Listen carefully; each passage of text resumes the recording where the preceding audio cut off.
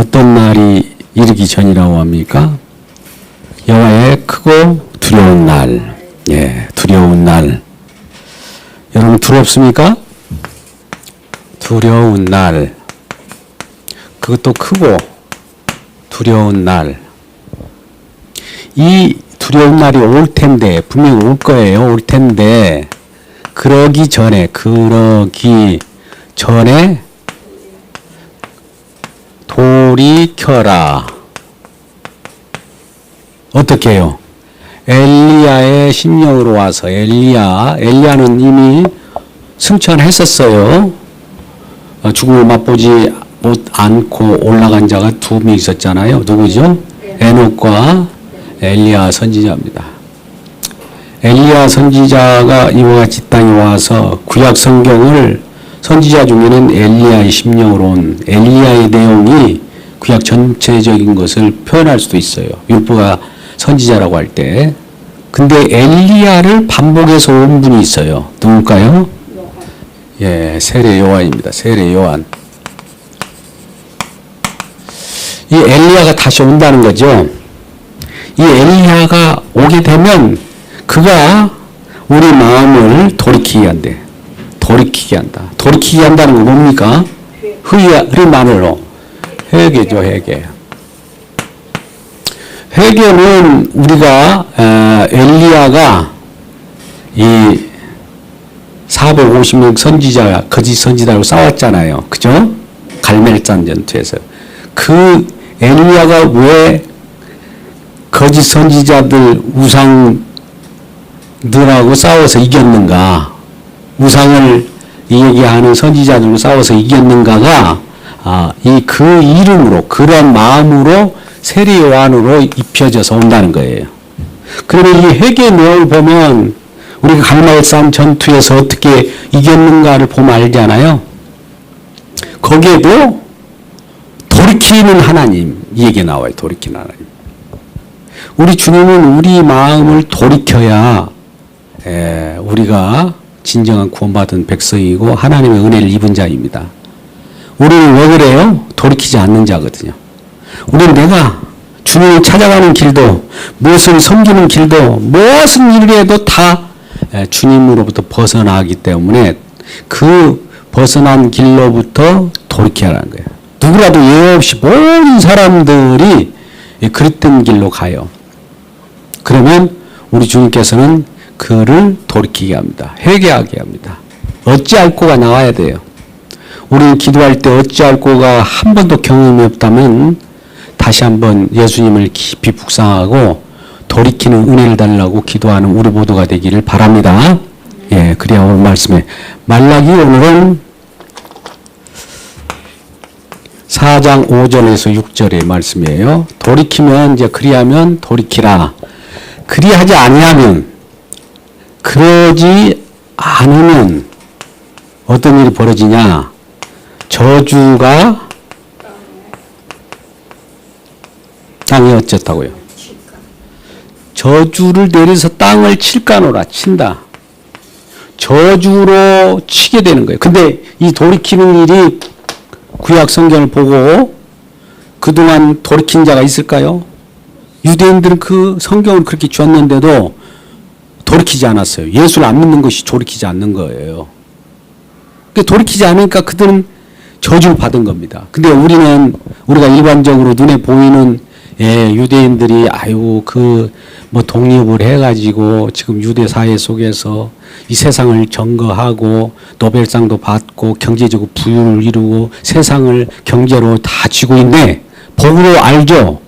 이게 저주입니다. 이 복을 주님의 이름으로 축복합니다. 그걸 따라가려고 하는 사람들이 많이 있어요. 예로 주변에 보면 유대기족 신앙으로 우리도 기양 이 세상에 살 때 일어나 저러나 나중에 저주가 받든 말든 그냥 우선 편하게 행복하게 살다가 죽으면 그만이지, 이런 생각을 갖게 되면 그러는 거예요. 혹은 잘못된 신앙을 가지면 그렇게 가요. 그래서 우리 주님이 앞으로 오면 그 전에 이미 세례 요한을 보내서 준비합니다. 예비라고 돼요. 예비하는 자. 이걸 조연이라고 그래요. 조연자로서 누가 오냐? 세례 요한이 딱 나타나서 이걸 지금 한다. 그러니까 구약 성경을 보면은 그렇게 많은 사람들이 이 말씀을 죽어도 돌이킨 사람이 없었어요. 그러면 어째서 돌이킬 수 없을까? 우리에게 문제가 있는 거예요. 우리 내면적으로.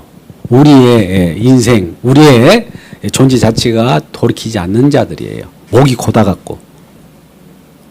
목이 고다갖고 이렇게 돌리려니까 안 되는 거 목이 부러져 버리고 그러잖아요. 그죠? 이 표현은 비유적 표현이에요. 그런데 이러한 돌이키는 역사가 일어날 거다. 그러면 돌이키는 이 구약은 말라기가 지금 구약의 마지막이에요.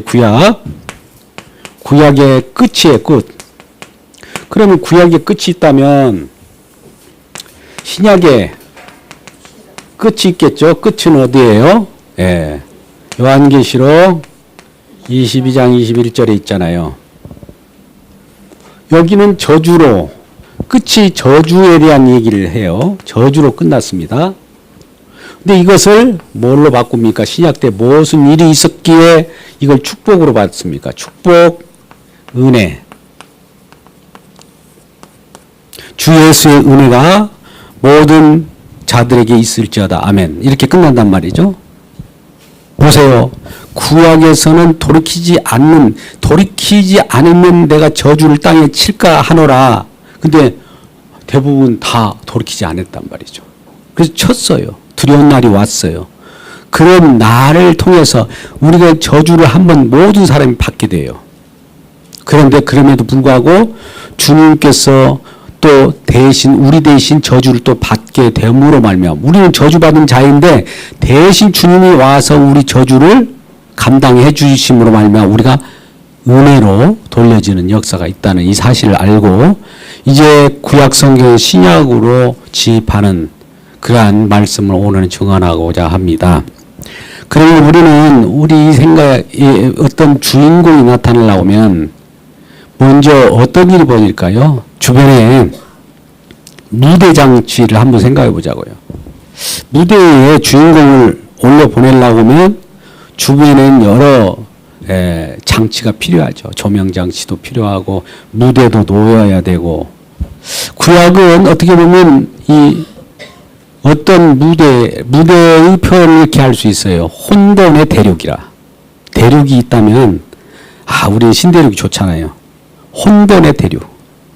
그러면 신약에 이 신대륙이 오기 전에 중간에 구약과 신약 간의 그 중간 사이에 있는 건 뭐라고 할까요?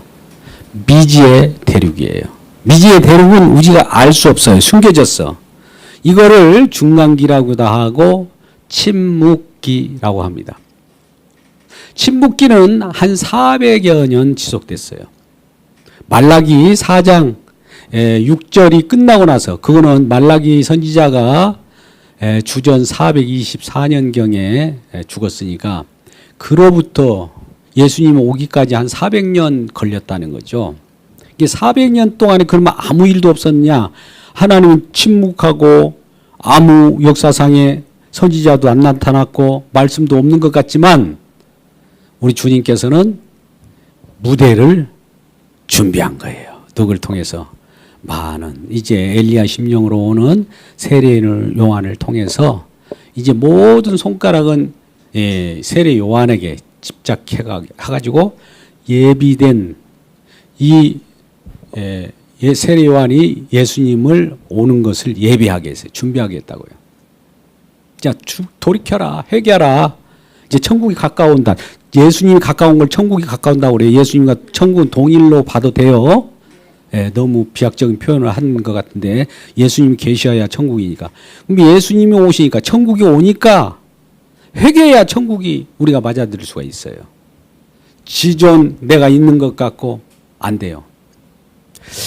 율법을 지키고 그 어떤 규칙을 지키고 말씀대로 산 사람 누굴까요? 유대인들이에요.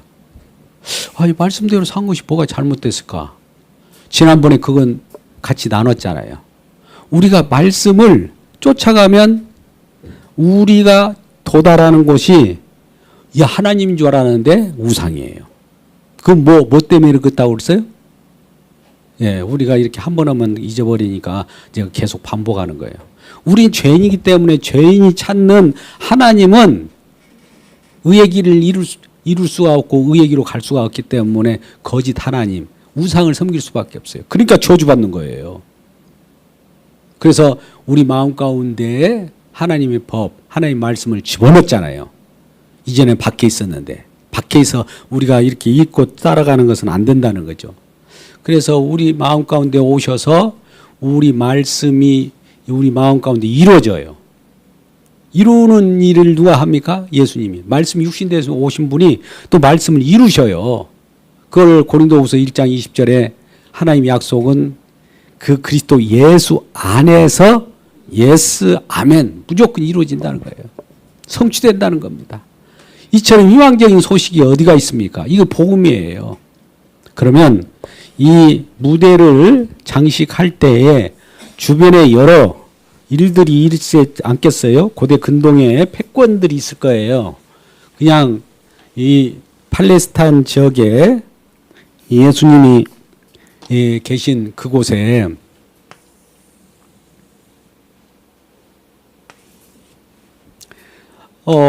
항상 이 그림이다만 이 팔레스타인 지역이에요. 팔레스타인. 이거 고대 근동, 이 전체를 근동이라고 하는데 이 고대라는 건 지금 이 한참 한 900년부터 생각해 보자고요. 900년에 뭐가 돌았냐면은 아수르라고 하는 강국이 들어와 있어요. 근동에. 그러면 아수르가 처음에 패권이라는 것은 권력을 거머쥐고 약소국가를 이렇게 힘들게 하고 억누르고 빼앗고 그런 일을 하는 거죠. 우리가 경제 부국도 마찬가지예요. 자본이 있는 나라가 쫙 빨아갑니다. 어떤 형태든지. 보이지 않는 그런 기술들이 경영 기술 아닙니까? 그러니까 우리도 그게 빼앗기지 않으려면 이 경영을 잘 해야 되는 것이죠. 그래서 아수르가 900년경에 이 패권을 가지고 이 강성 대국으로 부상했어요. 그러기 전에 이제 우리 팔레스타인, 즉 고대 팔레스타인, 여기 가나안 땅이잖아요. 가나안. 여기는 무슨 일이 있었을까요? 이거 한번 보자고요. 처음에 우리는 한 50년 경에 사울 왕이 옹립이 돼요. 인간들이 좀 왕을 세워다오. 우리도 주변 나라들 보니까 왕이 있어가지고 힘 있고 권력 있고 그러니까 잘 먹고 잘 살더라. 우리도 세워주세요. 그러니까 마지못해서 기름 부어 세운 자가 사울이었어요. 이 사울이 한 40년을 이스라엘 치리하지 않습니까? 그 다음에 나오는 자가 다윗이었어요.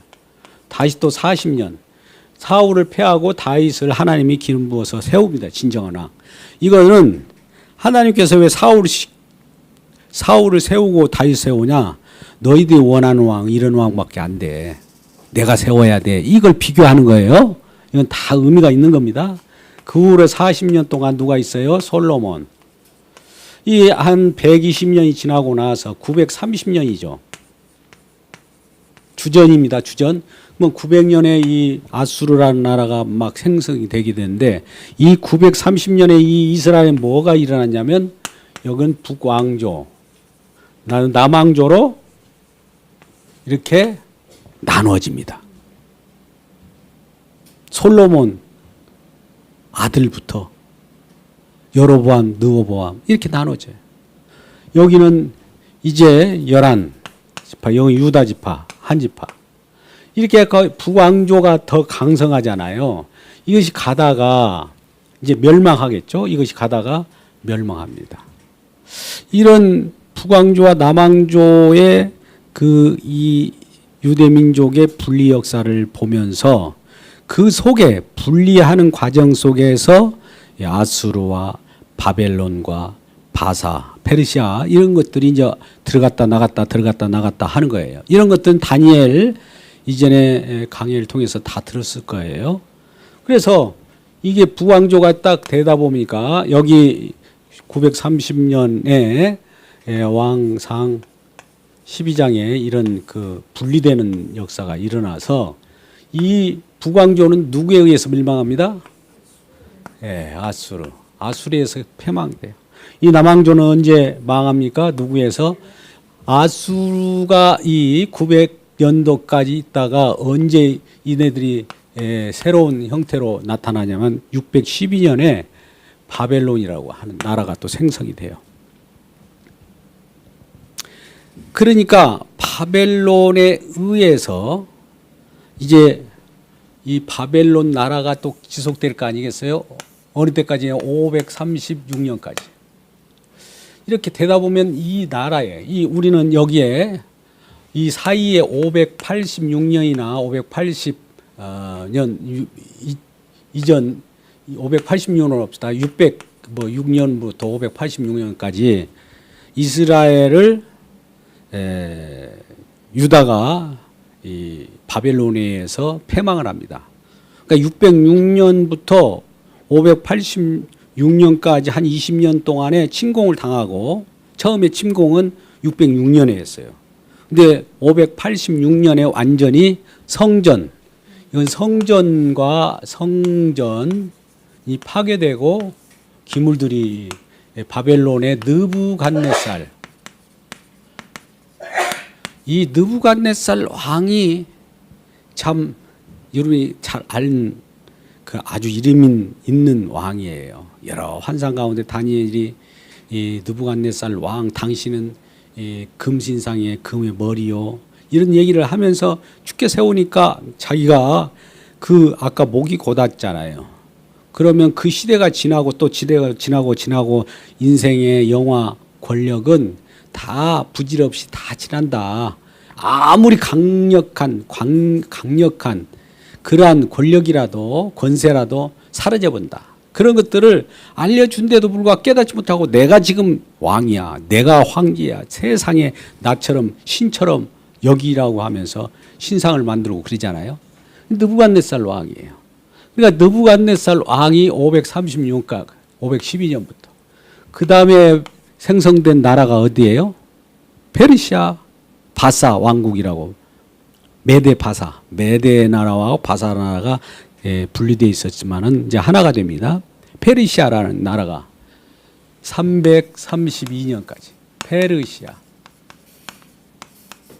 이 페르시아 왕은 처음에 초대 왕이 굉장히 하나님의 은혜를 받아가지고 하나님 그렇게 확 감동해 버리니까 이방 왕이 이방 족속이지만 이방 왕이 돼도 하나님의 도구로 쓰이는 거예요. 고레스 왕이 나와요. 고레스 왕이 나와서 야 너희 이스라엘 백성들아 왜 이 바벨론에 끌려왔는데 너희 나라로 귀국해. 귀환 돌아가 그래요. 그래서 그들이 이 포로 생활을 하다가 이제 고국으로 돌아와서 이제 뭘 합니까? 성전도 재건하고 느헤미야를 통해서 성벽도 갖추고 예루살렘 성벽 주변에 이런 것들을 해서 다시 팔레스타인 이 지역을 새로 개간하든지 개조한다든지 이렇게 닦습니다. 그런 과정을 겪은 거예요. 이 와중에 이 연대적으로는 보세요. 이 900년도 정도의 아수르가 생겼다가 612년에 뭐가 생겼어요? 바벨론이 들어왔다가 이 536년에 신흥 제국 페르시아가 들어왔다가 536년부터 322년까지 322년 이후엔 어떤 나라가 왔을까요? 여러분이 묻겠습니다. 그 이후에는 예? 예? 그럼 헬라 글든지 예, 헬라. 예. 헬라예요, 헬라 제국. 헬라 제국에 걸출한 그동안에 아주 지금도 그 이름이 대단한 왕이 있어요. 영토 확장을 최대로 벌린 왕이 있어요. 누굴까요? 알렉산더. 헬라. 알렉산더. 그는 몇 세에 죽었습니까? 예? 그 젊은 나이인데 정말 한참 뭔가 일을 해야 할 때 그 요절해 버렸어요. 그 나이가 32세예요.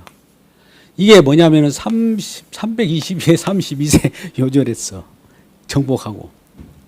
그런 다음에 나타난 헬라 제국 다음에 여기를 이제 그 다음에 여기 연도를 할게요. 176년도에 이제 이스라엘이 이 헬라 제국을 이게 헬라 제국이 이스라엘과 그 전체를 패권을 가지면서도 헬라의 문화가 이제 막 융성하잖아요. 철학자들도 나오고 아리스토텔레스, 스토아 학파, 뭐 이 플라톤 그런 자들이 철학도 막 발달합니다. 그러니까 이 오늘날 아무리 인문학이 발달해도 그때 철학이 다 나와버린 거예요. 더 이상 철학이라는 것은. 그래서 이 헬라가 계속 가는 동안에 이제 어떤 일이 벌어졌냐면은 이스라엘도 우리도 독립하자. 독립파들이 생겨요. 무슨 일이 있었냐면 이 나들이 날마다 이 주변의 강국에 이리저리 흔들리고 이렇게 빼앗기고 또 이쪽에 빼앗기고 저쪽에 빼앗기고 강대국에다 다 빼앗긴 거예요. 포로로 잡혀갔다 돌아오고 뭐 이런 수모를 겪으면서 안 되겠다 해가지고 돌아온 자 중에 일부 이 마카비라는 이 가문이 있었어요. 마카비 혁명을 통해서 우리 민중봉기를 일으킵니다. 마카비 혁명 176년 마카비 혁명을 통해서 우리 독립을 이루자 해서 독립을 이뤘어요. 잠시. 언제까지요? 로마의 폼페이우스 왕 이 장군이 와가지고 이 로마가 이스라엘 나라를 다시 침공해서 점거하기 전까지 꽤 긴 기간이에요. 63년 주전 63년까지 176년에서 주전 63년까지 하면 거의 113년 정도를 독립을 해가지고 또 그 마카비 혁명을 통해서 독립을 했는데 그 후속다로 이어지는 왕조가 뭐 하스모니안 왕조와 이어져요. 하스모니안 가문이 이루어집니다. 그렇게 했는데 하스모니안 왕조 가문이 이어지다가 로마의 폼페이우스 왕이 아니라 폼페이우스 장군이 이제 이스라엘을 다시 점거해요. 예루살렘을 다 정복합니다. 그때가 주전 63년이에요. 그러면 주전 63년에 또다시 뺏긴 거예요. 잠깐 독립했다가. 그죠? 그럼 빼앗기면 그 이후에 63년 이후에 빼앗겨서 이제 로마로 다시 족속으로 들어갑니다. 로마는 이제 주후 500년 예수님 오신 이후에 500년까지 로마 제국이 융성해요. 긴 세월이죠. 엄청나게.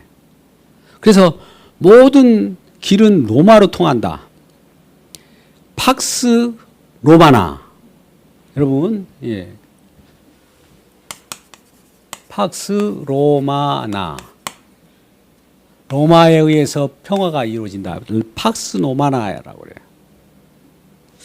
이 팍스 노마나에 의해서 여러 길이 닦여져요. 이곳저곳. 융성하다 보니까 전쟁을 하다 보면 이런 어떤 가고 싶은 데도 못 가고 그러잖아요. 그러니까 길을 내요. 이리저리 전쟁에 유리하도록. 팍스 노마 시대에는 길을 냈어요. 이리저리 길을 내다 보니까 길을 냈는데 이네들은 길을 냈죠. 팍스 로마나 길을 내고 또 심지어 기독교도 허용을 합니다. 그러니까 얼마나 복음 전하는데 유익할까요? 사실 그럴 때부터 물론 기독교가 좀 쇠퇴하기도 했지만은 그 길을 냈고 또 하나 헬라 물론 그리스 헬라가 여기 점거할 때는 헬라가 들어왔다가 로마 때도 헬라어를 그대로 썼어요. 그러니까 헬라어라는 것이 많은 사람의 공통어예요. 히브리에서 헬라어로 바뀌잖아요.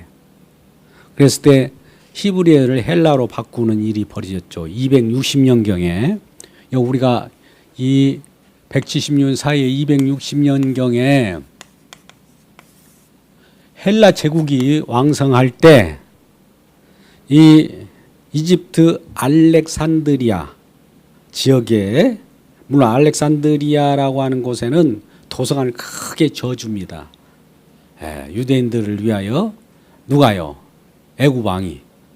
그래가지고 도서관도 짓고 연구 활동도 하게 해요. 아무리 우리가 적진에 있을지라도 할 건 학문적인 발달을 하기 위해서 다 그렇게 융성하게 하는 거예요.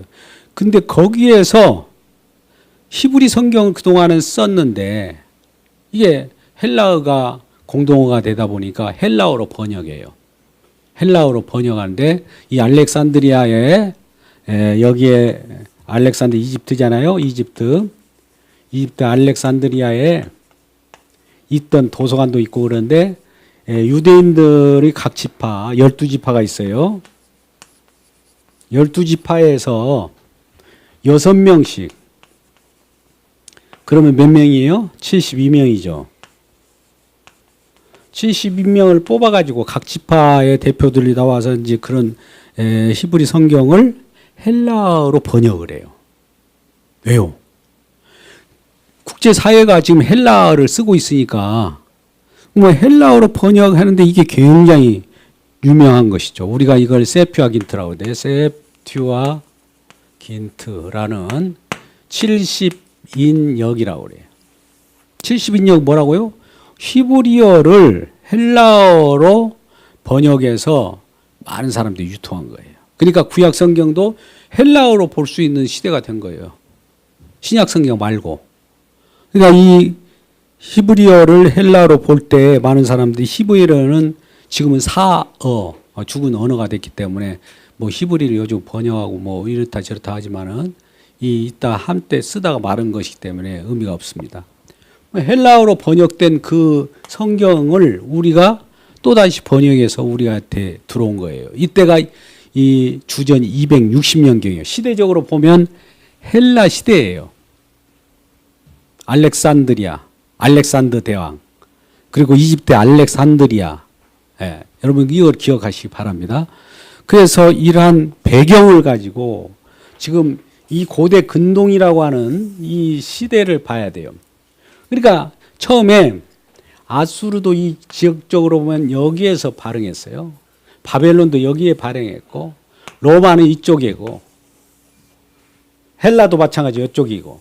그래서 이런 것들이 패권 국가에서 이 가운데에 이쪽으로 밀렸다가 저쪽으로 밀렸다가 포로로 잡혀갔다가 이런 고충을 겪었던 이스라엘 백성들은 왜 그런 수모를 겪고 고충을 겪었을까? 하나님이 그와 같이 움직이는 거예요. 이 백성을. 그래서 이러한 백성들이 원하는 것이 과연 우리가 주인공이 나타나기 전에 주인공을 받쳐주는 장치를 해야 하잖아요. 이걸 우리가 무대적으로 한번 그림을 그려볼게요.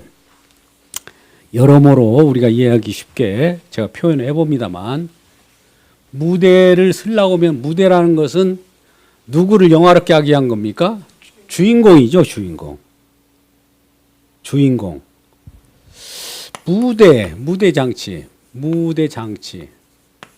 무대를 세워요, 무대. 무대라고 봅시다. 이런 무대. 어떤 뭐, 이렇게 저렇게 쌓여진 무대. 무대에 조명도 있을 거고, 그러면 이 무대에 위에 올리는 자가 주인공이에요, 주인공. 그러면 이 주인공은 이 주인공을 하나님 아버지께서는 주인공을 드높이려고 그래요. 내가 아버지야, 나도 주인공이야가 아니라 아들이라고 하는, 즉 예수 그리스도를 주인공으로 여기다 등장시키고 주고 싶은 거예요. 그러면은 여기에 무대 장치, 무대 준비를 누가 하냐? 무대 준비. 이 세례 요한이 하는 거예요, 세례 요한. 어떻게 해요? 돌이켜라. 돌이켜야 이 주인공이 보인다. 안 돌이키면 주인공이 안 보여요. 그래서 이 그동안에 깜깜해요. 깜깜하다. 중간기라고 하는데 400년 동안을 이걸 침묵기라고 그래요. 뭐가 우리 주님께서 침묵하고 계시나? 선지자도 안 보내고 말라기 선지자가 마지막에 말라기 4장 6절에서 마지막을 딱 하고 끝나고 선지자도 안 오고 아무도 안 오는 거예요. 400년 동안. 우리는 인생을 지금 400년 우리가 100년도 못 살았잖아요. 조용한 거예요. 하나님의 음성도 없는 것 같은데 그 배후에 이런 장치를 지금 막 하나님께서 이런 장치를 지금 준비하고 있을까요? 없을까요? 다 하고 있었어요. 우리는 못 느끼지만 밖에서 다 하고 있어요. 좀 있으면 이제 세례요한을 보내가지고 여기에 조명을 딱 밝혀요. 무대를 딱 밝히는데 환해지는 거죠. 왜요? 처음에 칠흑과 같은 어둠 속에 있어서 뭐가 뭔지도 모르고 선지자도 없고 말씀도 없고 아무것도 없었는데 갑자기 팍 강한 빛이 밝혀지면서 우리 주님이 등장하는 거예요. 근데 이 등장하는 이 주인공이 어떤 일로 오냐? 우리는 좋게 영혼으로 등장하겠네. 전능하신 하나님으로 등장하겠네. 이런 걸로만 생각하잖아요. 이 마음 고쳐먹기를 바랍니다. 성경에서는 그런 내용들로 우리가 쓰여진 것이 아니에요. 참 어려운 것이 그래요. 오늘날 이상한 기독 신앙이 우리 한국 강을 다 덮어버리기 때문에 이걸 걷어내기가 더 힘들어요. 심지어 쉽게 말하면 신학을 안 하면 더 쉬운데 신학을 했기 때문에 더 힘든 거예요. 그걸 걷어내야 되니까. 걷어내기 전에 그냥 싹 그 진정한 복음으로 우리 주인공을 소개하면 되는데 이 예수님이 그들에게는 떡을 주고 또 뭘 기적을 베풀고 병 고쳐주고 이런 걸로만 막 믿는 거예요. 그런 우리 예수님입니까? 그거는 제가 그랬잖아요. 기적은 기적 속에 있는 표적을 보라고 그랬어요. 기적을 행하는 것은 우리 주님이 이거 붙들면 죽는다는 거예요. 잘 명심하세요. 이 기적을 통해서 표적까지 도달한 표적은 우리가 십자가로 봅시다. 일단은 표적이 십자가의 능력으로 나오는 것이니까 여기서 또 기적은 나타납니다만 이 기적에 빵 주고 배부르고 또 이 기적을 어떻게 시험했냐면 예수님도 기적으로 시험했어요. 시험 마귀가 세 가지로 어떻게 해요? 세 가지를 아신 분. 밝은 땀에 떡 만들어 먹어라 돌로. 두 번째는 뛰어내려라 뭐예요? 성전에 뛰어내리면은 천사가 딱 받쳐줄 거예요. 10편에 다 있어요. 2편에 받쳐준다고 22편. 그러니까 이 내용대로 말씀대로 될 거다. 세 번째는 뭐예요? 너의 영광. 예수 믿으면 영광 받고 예수 믿으면 우리가 기적 행하고 예수 믿으면 떡 얻어 먹고 이것이 아니란 말이에요. 이것이 사단이 예수님을 시험한 내용이에요. 시험한 내용을 더 구체적으로 이건 구약 때도 마찬가지예요. 구약 때는 뭐 어떻게 했습니까? 보암직, 먹음직, 탐스럽기도 한 거. 또 요한 1서에서는 뭐라고 합니까? 이걸 육신의 정욕, 안목의 정욕, 이생의 자랑 이렇게 표현했단 말이죠. 이게 이런 쪽에 있는 자들은 육신적으로 살아가는 마귀의 조종을 받고 그 기복 신앙으로 육신적인 것을 위하여 살아가는 자들이에요. 근데 이것으로부터 이것이 이 땅에 우리 주님께서 하실 일이 아니라 이것을 통해서 이걸 잠깐 보여주는 것은 이것이 아님을 알기 위하여 이걸 보여준 거예요. 여러분, 우리가 이것이다 라고 하는 것이 아니라 이것이 아니야 라고 하는 이런 표현이 있어요. 여러분 보세요. 기적을 행하면 이것이 아니야? 그러면 이것이 아니야 라는 것을 이렇게 보여주고 아니야를 해요. 우리 주님께서는 배불리 먹여주고 이 500여의 떡과 고기를 먹여주고 이거 아니야 하고 도망가 버려요. 이 표현이요. 제가 표현한 겁니다. 근데 이것이야 라고 하면 거기서 막 뜯어먹고 막 뭐 하면 그 뜯어먹다가 지옥 가버려요. 이 지금 모든 교회들의 내용들이 이걸 지금 막 얘기하고 있어요. 시간이 아까운데. 이것이 아니야 라면 주는 거예요. 요거 아니야? 근데 왜 예수님은 왜 요거 아니야를 하지 않고 그냥 이거야? 이걸 주면 좋겠는데. 그잖아요. 이거 아니야? 이거야? 하면 이것만 얘기하면 되지. 이거 아니야는 말할 필요도 없이. 우리 생각은 그렇잖아요. 누구라도 그렇죠? 근데 주님은 그렇게 일하시는 분이 아니에요. 이거야 아니야. 너희들이 이것에 지금 막 천장하고 이쪽에 집중할 텐데 이거 아니다. 이거야. 이렇게 하는 거예요. 그래서 궁극적으로 요거 때문에 요거 너희들이 이걸 때문에 내가 죽을 수밖에 없어요. 오히려 표적을 이 합력하여 선을 이룬다는 말은 인간들이 자꾸 이것을 쫓아가니까 이것이 결과적으로 예수를 죽이는 꼴이 돼갖고 예수님이 십자가가 뜻을 이루는 거예요. 우리 인간의 모든 인간들이 하는 동태까지 다 이용해가지고 주님의 뜻을 이루어요. 그러면 우리는 이런 생각을 해요. 아, 우리도 한몫했네요. 그럼 천국이네요. 아니에요. 주님의 뜻을 이룰 때도 거기에 따라서 하나님께서는 그 역할에 따라서 하나님이 징벌을 하기도 하고 천국을 보내기도 합니다. 가룟 유다 같은 것은 그 역할을 했어요. 파는 역할을 했잖아요. 예수님 팔려야 십자가 칠 거 아닙니까? 파는 것이 누가 있어야 등장인물이 나와야 그러니까 그도 큰일 했네. 천국 가는 거 아닙니까? 아니에요. 그 일을 하고 죽는. 그 다음은 저주예요. 이런 배경을 지금 무대장치를 제가 배경을 어느 정도 여러분에게 알려드렸습니다. 시대 상황과 어느 때부터 주전 900년부터 발흥한 아수르 그래가지고 612년 그 다음에 536년 332년 176년 이런 식으로 이 큰 윤곽을 갖고 그 속에서 이스라엘 백성들은 1050년 그 다음에 930년에 남북이 쪼개졌구나. 그 다음에 722년에 북왕조가 멸망하고 남왕조는 그 586년에 멸망했구나. 그랬을 때 이런 자들이 와서 하는 일들이 우리에게는 어떤 의미를 주는가를 좀 설명해야 되는데 시간이 많이 갔으므로 간단히 설명할게요. 이 와중에 이게 생긴 여러 유대의 파들과 지금 패권 국가들의 군동의 패권에 대해서 얘기했고요. 패권. 그러면 유대 민족은 어떻게 분파가 일어섰느냐? 첫 번째 누가 생겼냐면 여기에 바리새파, 바리새인 잘 쓸게요. 세인. 그다음에 사두개파.